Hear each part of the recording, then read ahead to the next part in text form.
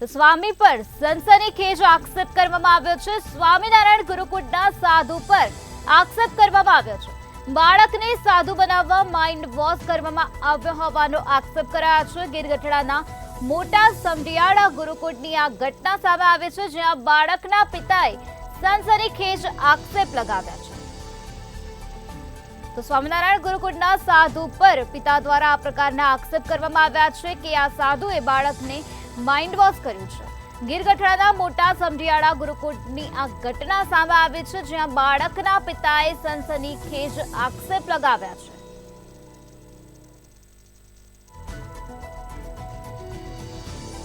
પિતા દ્વારા આ પ્રકારના આક્ષેપ લગાવવામાં આવ્યા છે। સાધુ પર સનસનીખેજના આક્ષેપ લાગ્યા છે। સ્વામિનારાયણ ગુરુકુળના આ સાધુ છે, જેમની પર આક્ષેપ લગાવવામાં આવ્યા છે। બાળકને સાધુ બનાવવા સ્વામિનારાયણ ગુરુકુળના સાધુએ બાળકનું માઇન્ડ વોશ કર્યું છે તેવી વાત કરવામાં આવી છે।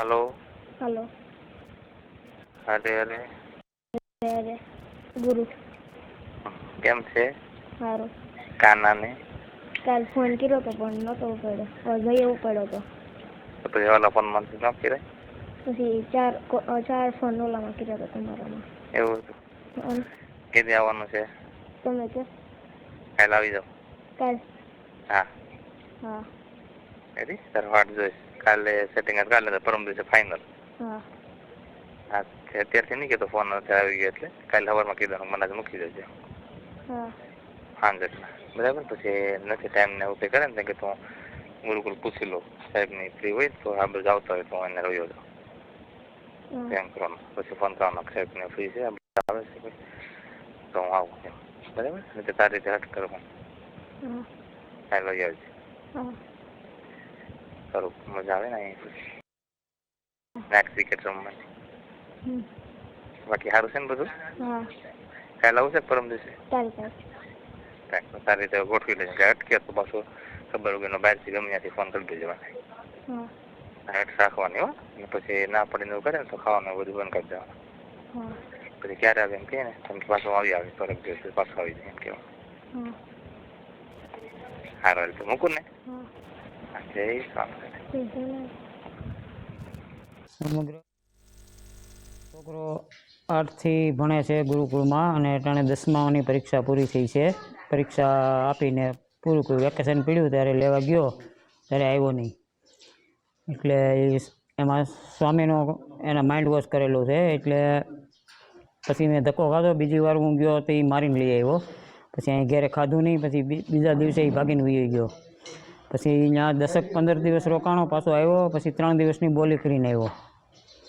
પછી એ રીતના એ બધી મેટલ આવી, પછી મેં એપ્લિકેશન નાખીને એનું બધું રેકોર્ડિંગ કર્યું છે। સ્વામી એ વાત થાય છે ને એ બધી, અને નોટબુકો પકડવાની છે 3, એ નોટબુકોના આધારે બધું આ બધું મીડિયા દ્વારા ઓલું કર્યું છે। સાહેબ અહીંયા ગુરુકુળમાં કયા હોદ્દા ઉપર ફરજ બજાવો છો? હું પ્રિન્સિપાલ તરીકે અહીંયા ફરજ બજાવું છું। સાહેબ આ મોટા સમઢિયાળા ગામની આ ગુરુકુળ છે, ત્યાં એક વડલી ગામનો છોકરો જે છે તે 8મા ધોરણમાં અભ્યાસ કરતો હતો અને તેનો સ્વામી દ્વારા બ્રેઇન વોશ કરવામાં કર્યો હોવાનો આક્ષેપ જે છે તેના પરિવારજનો લગાવી રહ્યા છે। શું છે સમગ્ર વિગત? સાહેબ જે બ્રેન વોશની વાત છે એ બ્રેન વોશ નથી, બરાબર। અહીંયા તો આ ગુરુકુળ છે, બરાબર। આ તો ધાર્મિક સંસ્થા છે, આમાં ધાર્મિક રીતે અને શૈક્ષણિક રીતે બે રીતે અહીંયા જે શિક્ષણ છે એ આપવાનું હોય છે। અને આપણો આ સંતો છે એ હિન્દુ ધર્મનો પ્રચાર માટે તો સંતો છે, તો એ હિન્દુ ધર્મ માટે તો એ બધી વસ્તુ છે, દાખલા તરીકે બાળ સભાઓ છે, બરાબર, આવી સભાઓ લેતા હોય છે ને એમાં વાતો કરતા હોય છે, બરાબર, સંતો જે, બરાબર ને હિન્દુ ધર્મનો પ્રચાર થાય એ તો ખાસ સંતોનું કામ છે, બરાબર। એટલે એ બાબતે એની અંદર વાત કરતા હોય અને એમાંથી કોઈ પણ જે બાળક છે એમને એ બાબતે વૈરાગ લાગે અથવા તો સાધુ થવાનો સંકલ્પ થતો હોય તો એમાં તો સંતો શું કરે કે હું શું કરું? અચ્છા, સ્વામી એવું કહે છે કે ઘરે જમવાનું નહીં, એવું તો સાહેબ મેં ક્યાંય ઓલું નથી જોયું, બરાબર, તમે કયો છો, બરાબર। એના મા બાપનો એવો પણ આક્ષેપ છે, એ તો એના મા બાપ તો ગમે એ કહે સાહેબ, પણ એ તો હું કહું કે આમ નથી, બરાબર, તો તમે ક્યાં માનો છો? સાહેબ સ્વામી ખાસ જોડે જે વાર્તાલાપ થયો છે એનું રેકોર્ડિંગ છે એમના, અને એ રેકોર્ડિંગમાં સ્વામી કહી રહ્યા છે કે ભૂખ્યા રહેવું અને જેથી કરીને અહીંયા મૂકી જશે, એવી બધી વાતો કરવામાં આવી છે. તો એ આક્ષેપ તો પાયા વિહોણો ના કહી શકાય ને.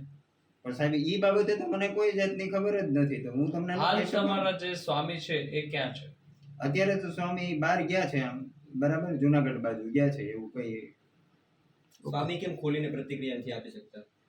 હવે ઈ તો એનો પ્રશ્ન છે સ્વામી. Okay okay